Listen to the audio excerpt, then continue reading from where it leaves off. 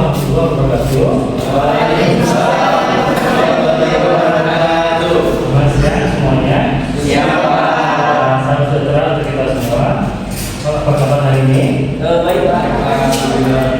Oke, semoga semuanya dalam kondisi sehat dan sejahtera ya. Oke, sebelumnya kita memulai ibadah ini, mari kita berdoa untuk ajaran agama masing-masing. Doa.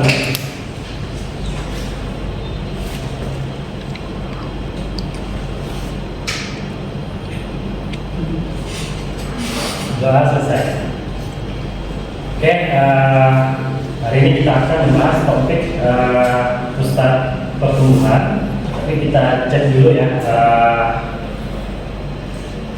RPL kita yang mana.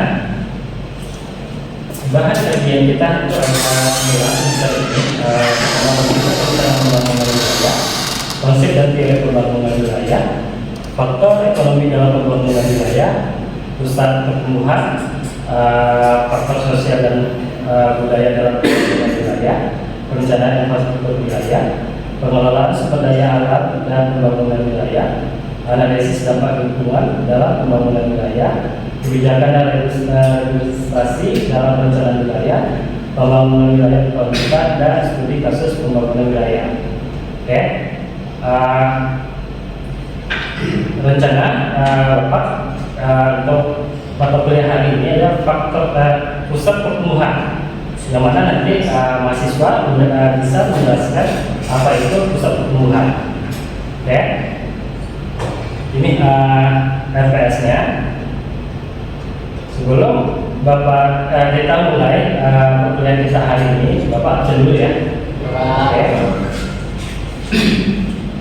Zikri Budiman hadir. Aditya Sandi hadir Pak. Oke, Jose Fahmi, Dimas, Resti Utami, Yolanda Putri, Roma Stas, Deborah Turina, Penny Triani, Rahmat, Rizky Riyadi. Oke, alhamdulillah ya semua sudah hadir.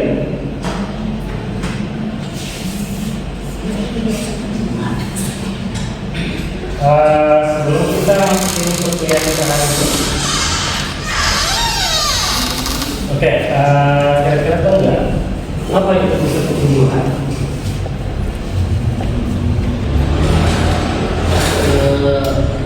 Tempatnya pertumbuhan penduduk Pak. Pusat pertumbuhan penduduk. Terus apa lagi?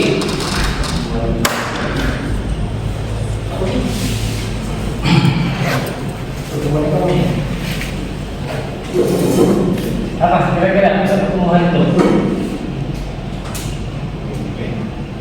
Mungkin lebih ke pembangunan wilayah gitu. Pembangunan wilayah berkelanjutan. Pembangunan wilayah berkelanjutan. Terus?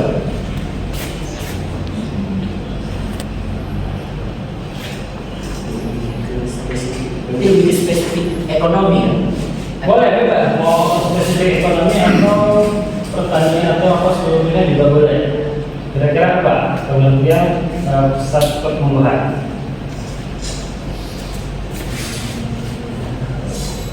Oke, nanti kita bahas ya. Ini menurut Anwar 2005, pembangunan wilayah dilakukan untuk mencapai tujuan pembangunan wilayah yang mencakup aspek pertumbuhan, pemerataan, dan berkelanjutan, yang mana berdomisili lokasi dalam ruang dan berkaitan dengan aspek sosial dan budaya. Kira-kira siapa yang tahu tentang aspek pertumbuhan dalam pembangunan wilayah? Ada nggak pertumbuhan itu apa yang Bapak tanyakan tadi? Pengembangan suatu wilayah agar menjadi lebih maju. Oke. Ada nggak selain pusat pertumbuhan itu tidak wilayah yang tidak maju? Tidak, jadi pertumbuhan itu adalah kita mengembangkan suatu wilayah supaya wilayahnya maju. Oke. Kita bisa lihat nih, sekarang kita di Kota Pekanbaru. Kira-kira dari Kota Pekanbaru ini wilayah mana yang aspeknya wilayahnya maju? Sudirman. Terus sekali lagi kalau Bapak bukan Sudirman sebenarnya apa yang speknya wilayah cepat maju? Padang ya. Kenapa Padang itu wilayah cepat maju? Karena berbagas. Mana? Pusat pendidikan. Oke. Apa perbedaannya dengan kita yang ada di Rumbai? Kita di Rumbai juga pusat pendidikan.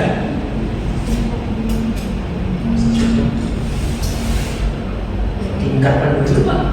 Tingkat penduduk lebih banyak ya, lebih banyak kerja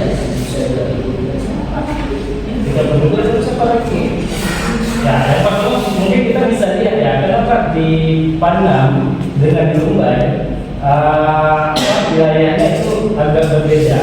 Di Panam itu kita lihat itu ada 2 universitas tinggi negeri, ya, yang mana orang berbondong-bondong untuk masuk ke pendidikan negeri, ya, karena namanya negeri tadi. Tapi kalau di Rumbai, kalau kita lihat pendidikan universitas ada 2, tapi kan swasta dua-duanya. Jadi orang lebih condong ke negeri, dipakai karena penerimaan universitas negeri itu sekali masuk mereka nyampe 10.000 atau lebih dari 10.000. Makanya pertumbuhan di sana jadi maju. Dan ditambah lagi perbatasan dengan Sumatera Barat, dan orang lebih cenderung banyak ke sana ketimbang ke kita. Walaupun kita juga berbatasan ke daerah Sumatera Utara, oke, tapi orang lebih memilih ke sana. Dan kita lihat ya kayak rumah sakit itu lebih fokus ke sana, Panam.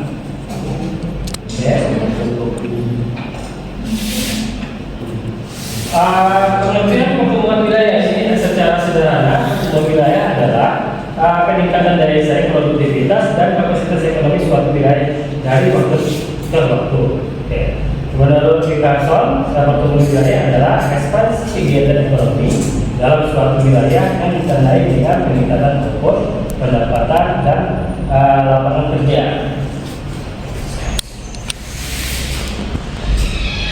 Jadi ini biasanya konsep pertumbuhan ini sudah lama menjadi bagian utama dalam teori pengembangan wilayah, karena bagaimana kita mengarahkan pertumbuhan ekonomi agar tidak menyebar secara acak, tetapi lebih berfokus ke terkendali melalui pusat-pusat aktivitas tertentu. Oke, dan kita lihat tadi contoh tadi di Pekanbaru, kita kan ada terbagi-bagi nih, ada kota, ada tempat untuk pendidikan. Habis itu yang di Kulim itu ada tempat perkantoran. Oke, yang di Rumbai tempat kalau kita di Rumbai itu tempat apa? Wilayah apa? Nah, sekarang kita lihat lagi, kenapa area dari Kulim ke daerah tadi itu agak cenderung lambat perkembangannya. Nah, kalau kita lihat di tahun 2005 ke bawah, itu dari beberapa titik tadi itu pusat perkembangannya itu di Simpang 3. Karena di Simpang 3 itu ada Universitas Islam Riau. Itu sangat cepat perkembangannya. Dan semenjak UIN berpindah ke arah Panam, jadi yang mana Universitas Negeri ada 2 di Panam, jadi posisi membalik ke daerah Panam. Ini yang sudah kita lihat tadi, daerah yang tumbuh sangat cepat. Kira contohnya apa? Daerah mana?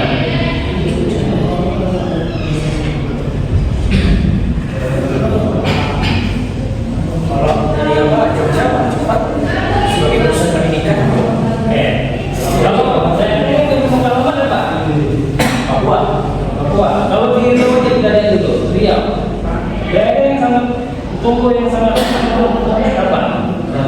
Meranti. Kenapa meranti? Aksesnya susah karena pulau. Maka meranti itu seharusnya dia berkembang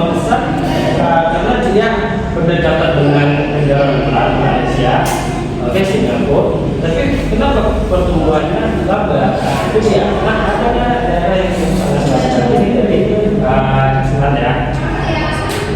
Ini terjadi karena efek besar atau efek konsentrasi yang berbeda antara suatu daerah dan yang lain. Yang perbedaannya terjadi kalau Pekanbaru dia daerah yang sangat cepat. Oke, kita lihat awal mula Pekanbaru kota yang sangat kecil. Di tahun 2000 ke atas Pekanbaru itu menjadi pusat di Sumatera. Dan alasan menjadi pusat di Sumatera kenapa? Kan hampir bisa nih menyimbangi dengan ibu kotanya Sumatera Utara Medan. Kenapa Pekanbaru itu perkembangan wilayahnya sangat cepat? Apa alasannya?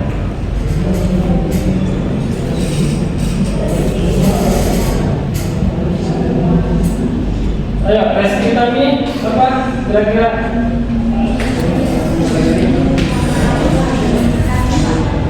Berarti pendidikannya terus apa lagi? Kalau sebenarnya pendidikannya sebenarnya, karena kalau kita lihat kenapa Pekanbaru itu berkembang sangat besar? Karena Pekanbaru itu dia mempunyai perusahaan minyakan di Provinsi Riau. Jadi bertumbuhnya bisa dari orang berbondong-bondong ke Pekanbaru. Kalau untuk pendidikan itu sudah murah, tapi kalau untuk dari minyak dan untuk perusahaan, karena kita Pekanbaru banyak perusahaan besar. Sebenarnya Pekanbaru ini kan ibu kota dari Provinsi Riau. Jadi orang berbondong-bondong sini. Karena di daerah sampingnya pinggirannya itu sudah ada perusahaan besar seperti kayak perusahaan kertas, APP, Indah, habis itu perusahaan minyak itu sekarang Pertamina. Jadi orang berbondong-bondong lah ke Pekanbaru. Perkembangannya itu cepat. Ya. Ini ada kesadaran semua kota tergantung spesialisasinya dalam fungsi pelayanan perkotaan, permintaan atau pelayanan oleh daerah sekitarnya dan menentukan kecepatan pertumbuhan kota.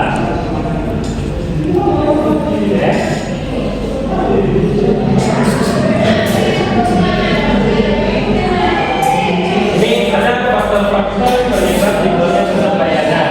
Yang pertama ada faktor lokasi ekonomi. Contohnya, sepertinya dijelaskan sebelumnya, kota Pekanbaru ini menjadi pusat pemerintahan di Provinsi Riau dan menjadi lokasi strategis sebagai pusat ekonomi yang didukung oleh ketersediaan infrastruktur yang memadai dan pusat-pusat perbelanjaan.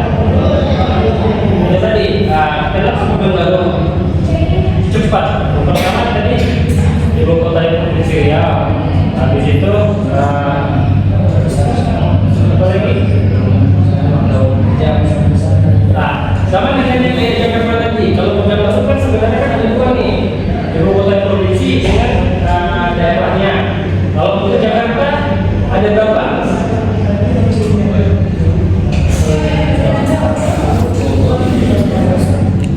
Jakarta berarti ada tiga. Yang pertama ibu kota negara. Ibu kota negara itu kan ada kementerian ya, apanya ya. Habis itu ada provinsinya, habis itu kayak Jakarta. Habis itu ada kota-kotanya. Jadi karena pusatnya di Jakarta, maka kita itu sangat berkembang besar. Jadi orang berkembang besar sama juga kayak di Pekanbaru. Kenapa orang daerah itu ke Pekanbaru? Karena ibu kota provinsi ini di Pekanbaru, maka harus lebih condong ke Pekanbaru. Sama, benar kalau UIN itu ada yang di Kampar atau ada yang di Bengkalis, mungkin belum tentu juga UIN itu juga berkembang besar. Kenapa? Ini kan UIN ini kan sebenarnya terletaknya di pinggir kota Pekanbaru, itu dia letaknya di Kabupaten Kampar, tapi kan di pinggir kota Pekanbaru, maka ini daerah sana itu kan ramai. Coba kabupaten, di kabupaten yang di kota kabupaten, belum tentu juga daerah padat itu bakalan ramai. Ya, karena kita kan sudah lihat juga nih, dulu cuma ada Pungli yang ada di Padang. Jadi kotanya juga perkembangan juga agak lambat. Tapi semenjak ada yang Pungli dan orang yang tahu maka yang universitas lagi, makanya daerah padat itu berkembang besar. Oke. Yang kedua ada ketersediaan sumber daya. Jadi ini faktor sumber daya biasanya mempengaruhi pusat pertumbuhan suatu wilayah. Yang mana sumber daya dimaksud yaitu sumber daya alam, sumber daya manusia, sumber daya infrastruktur. Oke, ada itu ada wilayah yang sumber daya terbatas, kekurangan SDM dan infrastruktur yang belum. Nah, jadi ketersediaan sumber daya kita lihat kayak di Kabupaten Kabupaten Kerinci, Pelalawan. Itu di mana aja yang ekonominya, pertumbuhan ekonominya sangat besar. Jangan di Pelalawan, kita contoh di Kabupaten Siak. Kenapa ibu kota Kabupaten Siak itu kalau kita lihat dia kayak kota mati malam hari. Jangan malam hari, siang hari juga kota mati, hampir kayak kota mati. Walaupun di situ ada istana Siak. Kenapa?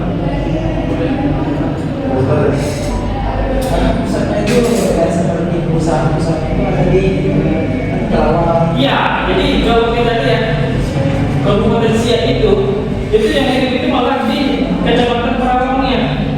Karena pusat ekonominya timbul karena ada perusahaan besar di sana. Pernah ke Siak kan? Kayak ibu kota Siak pernah? Coba di siang hari, pagi hari, di mana tuh ibu kota Siaknya? Sepi. Malah yang ramai itu di mana? Di Pelalawan, sama kayak Pelalawan. Pelalawan itu ramainya di mana? Atau jangan Pelalawan, Rohil. Ada orang Rohil di sini. Rohil itu wilayah yang itu di mana? Di Bagi Setiapi. Kenapa Bagi-Bagi? Kenapa Bagi Setiapi? Kenapa Bagi Setiapi? Itu kan kita lihat itu ada apa? Ibu kotanya di Bagi Setiapi. Tapi kenapa yang perekonomian ini di Bagi-Bagi? Pusat perusahaan besarnya di Bagi Pak, di Bagi Setiapi. Oke. Satu lagi ada nggak kira-kira alasannya?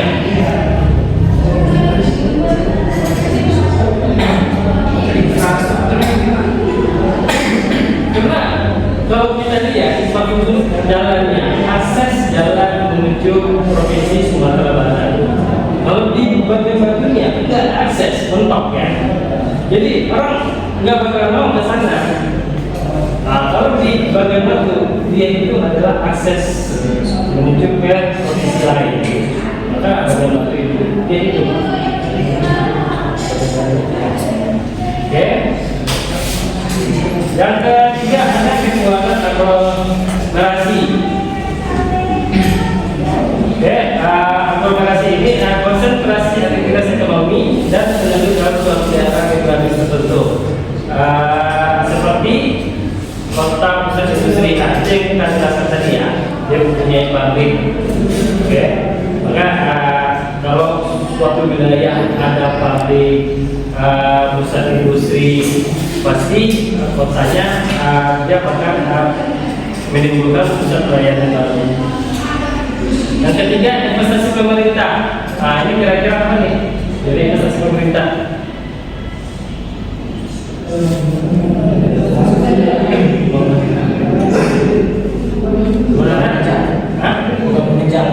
Pembangunan jalan terus Pak.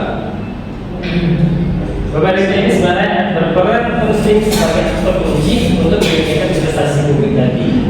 Ya, kalau tidak ada pemerintah, kita mau bikin perusahaan di wilayah A. Kalau pemerintah di sini, apakah perusahaan tadi bakalan terbangun atau tidak? Bukan tidak. Jadi dia berbeda mengenai faktor kuncinya sebenarnya. Nah, sama kayak yang dilakukan oleh Presiden kita yang ketujuh, Bapak Jokowi, dia membuat perusahaan di Papua. Jadi seolah dia sering pergi ke Papua supaya Papua juga hidup, supaya Papua juga maju. Ya. Ada ini yang kedua, ada karakteristik pusat pertumbuhan, yang mana ini adanya sekelompok kegiatan ekonomi terkonsentrasi pada suatu lokasi tertentu. Yang kedua, ada konsentrasi kegiatan ekonomi tersebut menurut pertumbuhan ekonomi yang dinamis. Terdapat keterkaitan input dan output yang kuat antar sesama kegiatan ekonomi pada pusat tertentu. Dan dalam kegiatan kelompok kegiatan ekonomi tersebut terdapat sebuah industri hidup yang mendorong pengembangan kegiatan ekonomi pada pusat tertentu.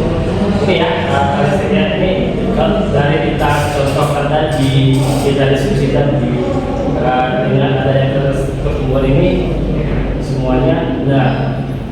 Memang kalau membuat suatu industri itu pasti dia itu bakal pertumbuhan ekonominya meningkat.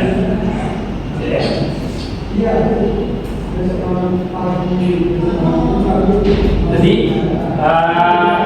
pusat pertumbuhan dalam kaitannya dengan kegiatan pertanian yaitu pusat pertumbuhan yang mengandung konsep agribisnis. Kenapa mengandung konsep agribisnis? Ayo, kenapa? Menurut kalian agribisnis itu apa? Agribisnis waktu dari petani. Oh, yang terus apa ini? Agribisnis ya? Agribisnis. Apa lagi?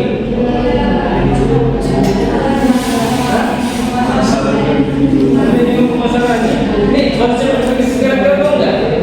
Konsep ini kan sudah juga dijelaskan ya. Konsep agribisnis itu melibatkan kegiatan mulai dari kegiatan produksi, pengolahan, dan pemasaran hasil. Yang mana kalau kegiatan produksi itu mulai dari pengolahan, penanaman, ya. Terus pengolahannya kayak apa segala macam. Dan terakhir pemasaran hasil, gimana tempat kita buat segala macam. Ini aku saja pertumbuhan. Kalau tidak ada konsep agribisnis ini, apakah kita pertumbuhan bakalan berjalan dengan baik? Gimana? Kita buat pabrik di wilayah A, tapi dengan konsep agribisnis ini tidak ada kita jalani. Pabrik itu akan bisa berjalan nggak? Kayak apa dia keluar dari bagian kegiatan produksi? Bisa nggak dia melakukan kegiatan produksinya tadi? Dan gimana pengolahannya? Bisa nggak? Bisa nggak dia memasarkan produk? Cuma saya kan tahu nggak ada bisnis. Dia nggak bakal bisa memasarkan hasil produksinya. Oke? Dari penjelasan yang Bapak jelaskan tadi, kira-kira kita diskusi ya. Ada yang mau ditanyakan? Bapak yang memberi pertanyaan, saya pakai sapi. Mengenai pusat pertumbuhan ya Pak, kita tahu bahwasanya beberapa tahun belakang ada proyek pembangunan IKN. Nah, langkah-langkah apa yang sudah kita lihat di beberapa ini itu rasa saya itu kurang efektif gitu ya. Karena untuk menciptakan pusat pertumbuhan yang dari pusat Jakarta berpindah ke daerah Kalimantan yang dulu Nusantara. Jadi Pak, menurut Bapak tanggapan apa sih yang tepat itu yang harus dilakukan upaya pemerintah untuk memajukan IKN sebagai pusat pertumbuhan? Oke, Pak. Terima kasih Sandi. Sebelum Bapak jawab, ada nggak yang bisa menanggapi pertanyaan dari teman kita Aditya Sandi? Ayo, ada nggak?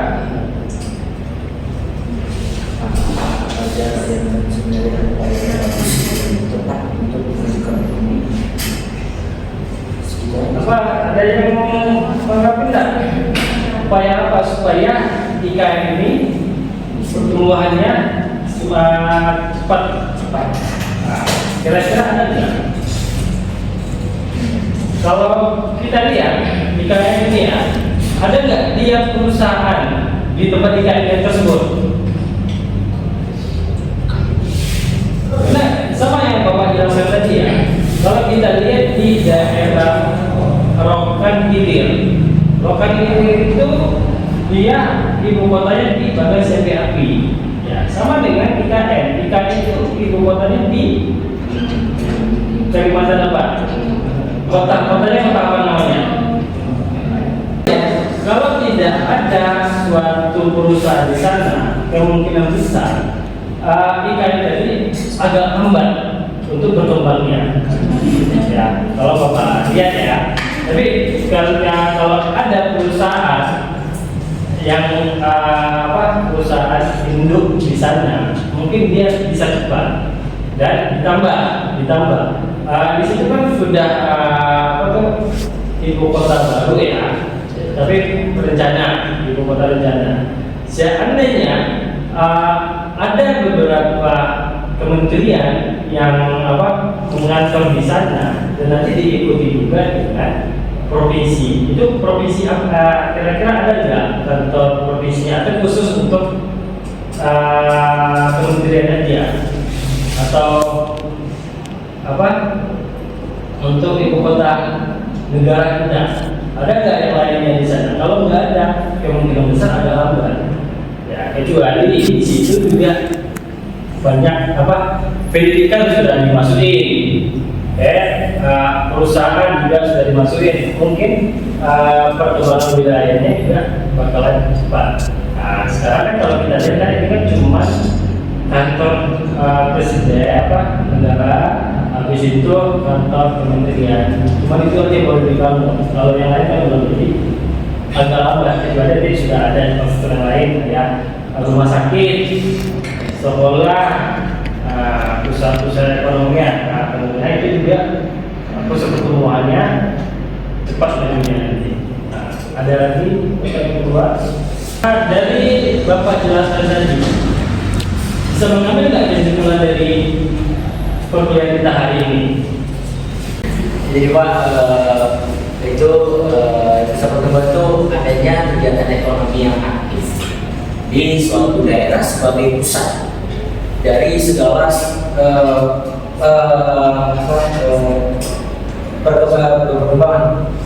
pergerakan dari ekonomi itu, baik dari daerah sekitar memusat di satu daerah tertentu, yaitu merupakan sebagai pusat pertumbuhan suatu daerah.